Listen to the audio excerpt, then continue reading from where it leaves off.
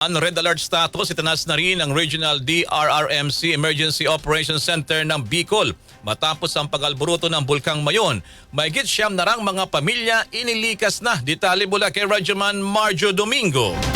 RMN Live Report!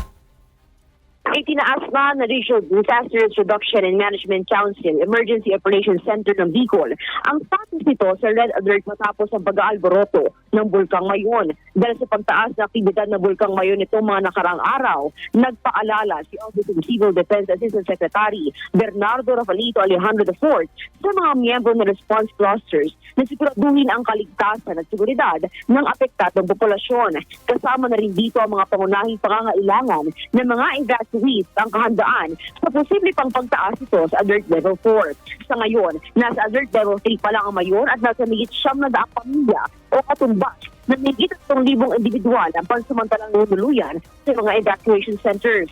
Sa ngayon, ang mga residenteng nasa loob ng 6 na kilometro permanent danger zone ang pinai-evacuate ng ahensya. Kaugnay nito, inataas na rin ni Alejandro ang mga pangunahing ahensya na maghanda na sa kanilang mga action plans at hinimok na rin niya ang publiko na makipagtulungan at sundin ang mga abiso ng pamahalaan para sa kanilang kaligtasan.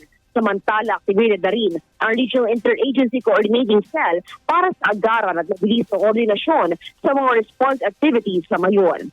Kasama mo sa DZXL RMN Manila, Radyoman Marjo Domingo, Tatak RMN.